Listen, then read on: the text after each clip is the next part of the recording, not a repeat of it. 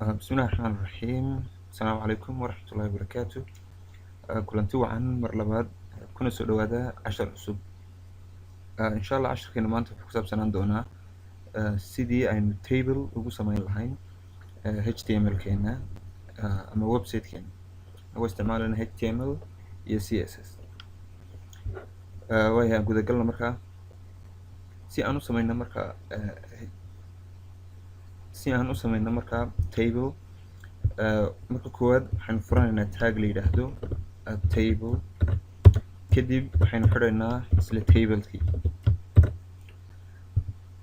tag table la yidhaahdo ayaynu furnay, kadib waxaanu xidhnay tag la yidhaahdo table, isla taggii baynu xidhnay.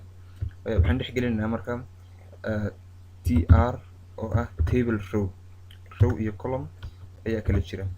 tr baynu furnay, kadib waxaan xidhaynaa table rowgii. table rowga waxaan dhex gelinaynaa marka table header. tableka waxaan dhex gelinaynaa marka th oo ah table header waan furaynaa, kadib isla tht ayaynu xidhaynaa. marka koowaad waxaan sameynay table, kadib waxaynu xidhnay tablekii. tableka waxaan ka dhex furnay, dhexdiisii baan ku dhex jirnaaye table rowgii koowaad baynu furnay, isla rowgiina waynu xidhnay. rowga waxaan rabnay inaan dhex gelino markaa wixii xagga sare inooga soo baxay. tusaale ahaan formkaagu inta row uu ka koobnaan karo ama inta header uu ka koobnaan karo. tusaale ahaan waxaan rabnaa table ka kooban 3 oo kale. kan ayaan koobiyeynayaa, waxaan leeyahay hoos baan u degayaa 3 jeer baan koobiyeynaya. waxaan rabnaa table ka kooban magac, tusaale ahaan waxaa la yidhaahdo tel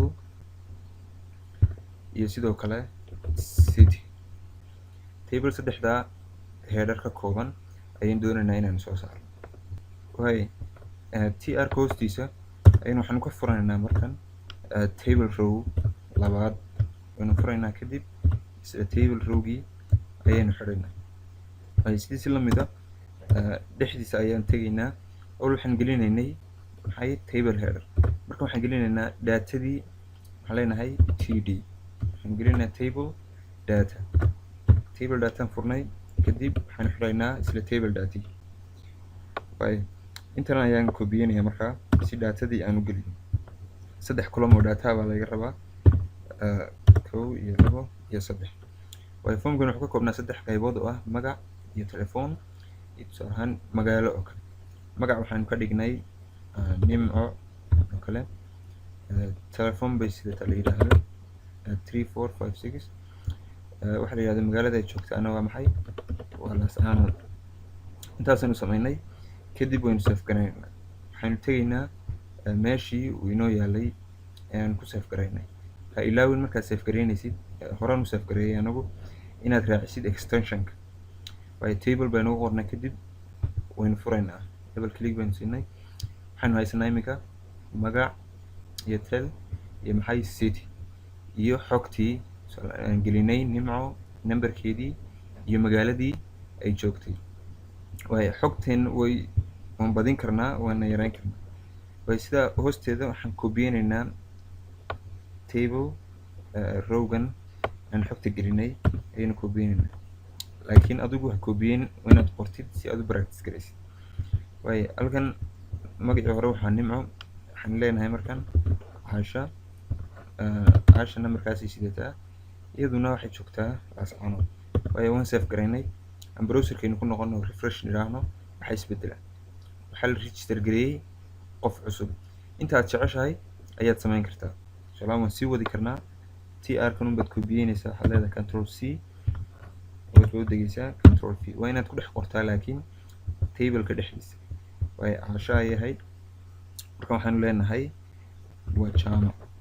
wuxuu sitaa number la yidhaahdo inta, isna wuxuu joogaa isla Laascaanood oo kale. waan save garaynay. haddii aynu eegno haddana waxaynu haysanaa 3 qof oo la kala yidhaahdo nimco, caasha iyo jaamac oo ku dhex jira formka. laakiin formka waxaad moodaa xoogaa borderskiisu inay yara wax la yidhaahdo aysan muuqanayn oo isdhex yeelaan. aan samayno markaa border aan ku darno si tableku u yara qurxoto. waxaan tegaynaa taageenii furnaa ee tableka, kadib space baan leenahay border. borderkiisu waxaa la mid noqdo 1 oo kale. waan save garaynay, browserkeeni baan tegaynaa, waxaan leenahay refresh. marka waxaan haysanaa table yar oo yara qurux badan, ka kooban magac iyo telefoon iyo magaalo iyo xogtii oo inoogu jirta. table headerku wuxuu kaga duwan yahay table data ama td-ga. mid waa bold, midna waa maxay, waa unbold. casharkeenu wuxuu ku saabsanaa markaa intaa. marka iminka waxaan haysanaa tableka dhamaystir. waxaan samaynay table baan furanay, tag la yidhaahdo, isla table baan xidhnay. waxaan furnay table row, waan xidhnay, waxaanuna dhex gelinay table header ka kooban 3. haddaad jeceshahay mid afraad waa ku dari kartaa, hadba tablekaagu inta uu ka kooban yahay. sidoo kale waxaan furanay table row kale, waxaanu dhex gelinay table data, dadkii magacyadoodii waan xidhnay. mid labaad baan furanay, waan xidhnay. hadba waxayna xukumaa inta foomka ama xogta inta aad gelinaysid. waxaan filayaa inaad fahantay. asalaamu calaykum.